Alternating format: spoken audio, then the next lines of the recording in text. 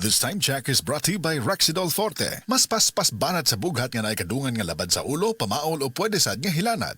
Oras, gihatod kaninyo sa EXL Magkabuhay. Buhay at makulay ang buhay sa EXL Magkabuhay. This time check is brought to you by Generica Drugstore. Damang-dama pag ginhawang Generica. Para sa ginhawang damang-dama mo, visit your nearest Generica Drugstore.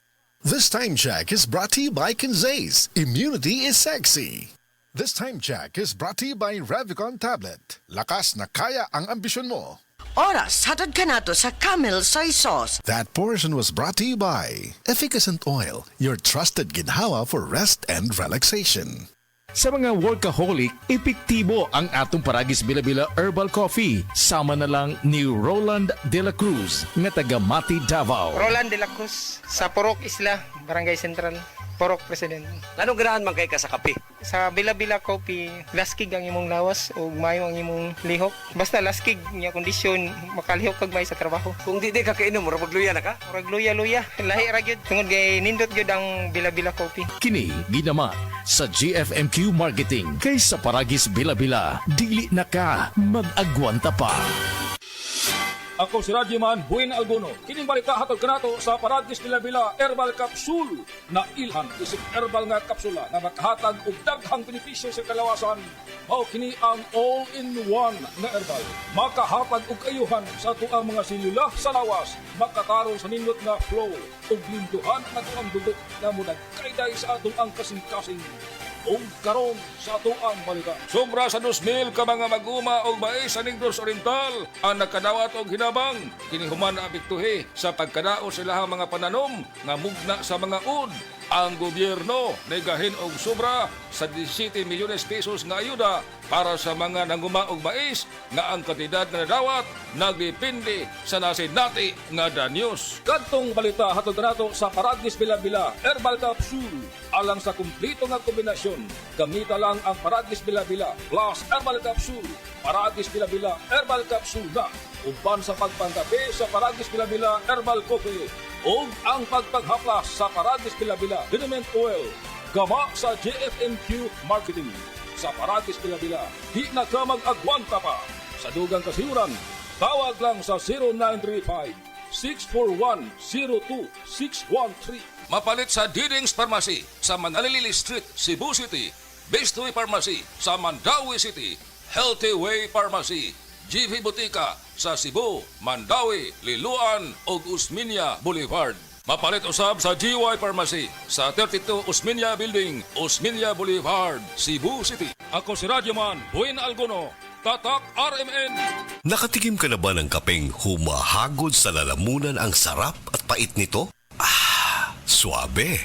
Naririto na ang kapeng masarap na nakakatulong pa sa kalusugan. Sed Panyawan Coffee Mix. Sed Panyawan Coffee Mix. Taglay ang pait at lakas ng Panyawan Herb na nakakatulong magpalakas ng katawan at mangosteen na siyang nakakapagpalakas ng ating immune system. Sed Panyawan Coffee. Tamang pait, tamang lasa, tamang nakakatulong sa katawan. Ang malinis na balat ay walang pimples, blackheads at whiteheads. Lalabas ang natural mong ganda kung malinis ang ating skin pores sa mukha. At kung paglilinis lang ng balat ang pinag-uusapan, Celebrity Kojic Soap na ang gamitin. Celebrity Kojic Soap, isang sabon na pampaganda na mula sa SED Marketing. Napatunayan sa bansang Japan na ang Kojic ay mainam sa ating mga balat. Tutulong ito para sa ating mas radiant, blemish-free at pimple-free na skin. Kaya mag-Celebrity Kojic Soap na. Kutis na parang sa artista, nakagaganda pa. Celebrity Kojic Soap, isang produkto ito ng SED Marketing. Need cash? Pensyonado ka ba? Duula ang Cebu APC Finance kay sila makatapang sa pagsulpad sa imo mga panginahanglan. Kung kumpleto ang requirements, release dayon ang loan.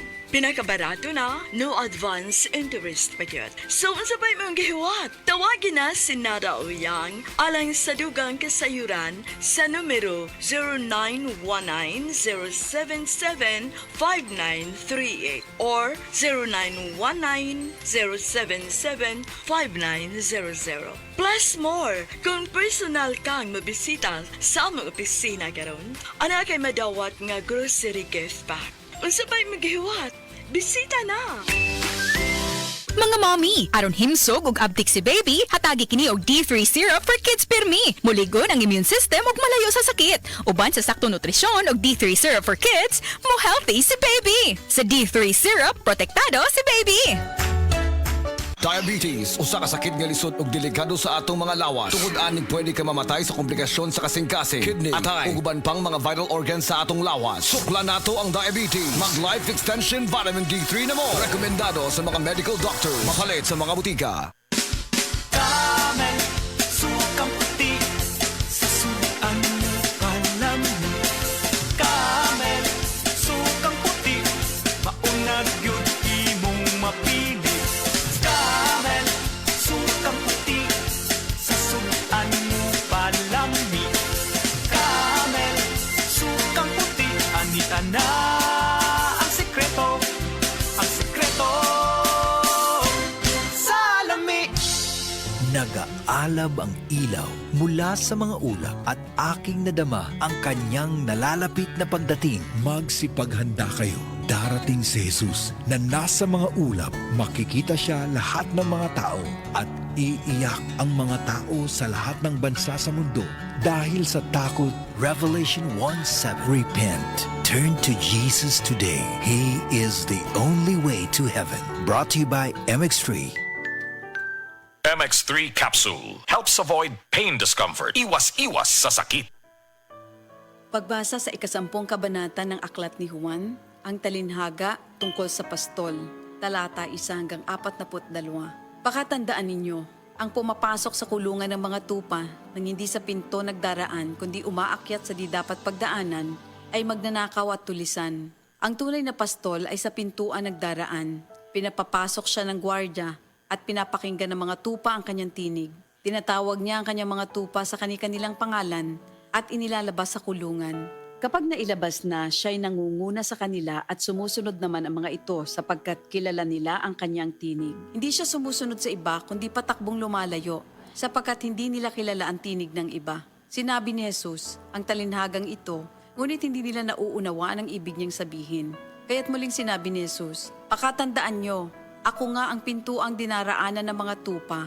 Ang mga nauna sa akin ay mga magnanakaw at mga tulisan, ngunit hindi sila pinapakinggan ng mga tupa. Ako ang pintuan. Ang sinumang pumapasok sa pamamagitan ko ay maliligtas. Papasok siya't lalabas at makakatagpo ng pastulan. Dumarating ang magnanakaw para lamang magnakaw, pumatay at manira. Naparito ako upang ang mga tupa ay magkaroon ng buhay, ng isang buhay na masagana at ganap. Ako ang mabuting pastol. Iniaalay ng mabuting pastol ang kanyang buhay para sa mga tupa. Ang bayaran ay tumatakas kapag may dumarating na asong gubat. Iniiwan niya mga tupa, palibas ay hindi siya pastol at hindi kanya ang mga ito. Kaya't sinusunggaban ng asong gubat ang mga ito at binubulabog. Tumatakas siya, palibas ay bayaran lamang at walang malasakit sa mga tupa. Ako nga ang mabuting pastol, kung paanong kilala ko ng Ama at siya kilala ko, gayon din naman kilala ko ang aking mga tupa at ako'y kilala nila. At iniaalay ko ang aking buhay para sa aking mga tupa. Mayroon akong iba pang mga tupa na wala pa sa kulungang ito. Kinakailangan sila'y ipasok ko rin at papakinggan naman nila ang aking tinig. Sa gayon magiging isa na lamang ang kawan at isa ang pastol. Dahil dito'y minamahal ako ng Ama, sapagkat iniaalay ko ang aking buhay, upang ito'y kunin kong muli. Walang makakakuha ng aking buhay, kusa ko itong ibinibigay. Mayroon akong kapangyarihang ibigay ito at kuning muli. Ito ang utos na tinanggap ko sa aking Ama. Dahil sa mga pananalitang ito, hindi na naman nagkaisa ng palagay ang mga Hudyo. Marami sa kanila nagsabi, talagang sinasapian na ito ng demonyo at nababaliw. Bakit ba kayo nakikinig sa kanya? Sinabi naman ng iba, hindi nakakapagsalita ng gano'n ng isang sinasapian ng demonyo. Nakakapagpagaling ba ng bulag ang demonyo? Taglamig na noon at kasalukuyang ipinagdiriwang sa Jerusalem ang pista ng pagtatalaga ng templo. At habang naglalakad si Jesus sa templo, sa portiko ni Solomon, pinaligiran siya ng mga Hudyo at sinabi sa kanya, hanggang kailan mo ba kami ilalagay sa alanganin? Kung ikaw nga ang Kristo, sabihin mo na ng tuwiran. At sumagot si Jesus, sinabi ko na sa inyo, ngunit ayaw ninyong maniwala. Ang mga ginagawa ko sa pangalan ng aking Ama ang nagpapatotoo tungkol sa akin. Ngunit ayaw niyong maniwala sapagkat hindi kayo kabilang sa aking mga tupa. Nakikinig sa akin ang aking mga tupa. Nakikilala ko sila. Sumusunod sila sa akin. Binibigyan ko sila ng buhay na walang hanggan kailan may hindi sila mapapahamak at hindi sila maaagaw sa akin ni numan. Ang aking ama na siyang nagbigay sa kanila, sa akin, ay lalong dakila sa lahat at hindi sila maaagaw ni numan sa aking ama. Ako at ang ama ay iisa. Ang mga pinuno ng mga Hudyo muling dumampot ng bato upang batuhin siya. Kaya't sinabi sa kanila ni Jesus, marami akong mabubuting gawang ipinakita sa inyo mula sa Ama. Alin ba sa mga ito ang dahilan at ako'y inyong gustong batuhin? Sumagot ang mga pinuno ng mga Hudyo, hindi dahil sa mabubuting gawa kaya ka namin babatuhin, kundi dahil sa paglapastangan mo sa Diyos, sapagkat nagpapanggap kang Diyos, bagamat tao ka lamang. Tumugon si Jesus, di ba nasusulat sa inyong kautusan? Sinabi ko, mga Diyos kayo. Mga Diyos ang tawag ng kautusan sa mga pinagkatiwalaan ng salita ng Diyos at hindi maaaring ipawalang bisa ang sinasabi ng kasulatan. Ako'y pinili at isinugo ng Ama. Paano ninyo ngayon masasabing nilalapastangan ko ang Diyos? Dahil sa sinasabi kong ako ang anak ng Diyos? Kung hindi ko ginagawa ang mga pinapagawa ng aking Ama, huwag niyo akong paniwalaan. Ngunit kung ang ginagawa ko ay ang mga ito, paniwalaan ninyo ang aking mga gawa kung ayaw ninyong maniwala sa akin. Sa gayon matitiyak ninyong nasa akin ang Ama at ako'y nasa Kanya. Kaya tinangka naman nilang dakwin si Jesus, ngunit siya'y nakaalis. Muling pumunta si Jesus sa ibayo ng Jordan sa pook na dating pinagbautismohan ni Juan. Habang naroroon siya'y maraming lumalapit sa kanya. Sinasabi nila, si Juan ay walang ginawang himala, ngunit totoo ang lahat ng sinabi niya tungkol sa taong ito. At doon, maraming sumampalataya kay Jesus. Ito ang salita ng Diyos.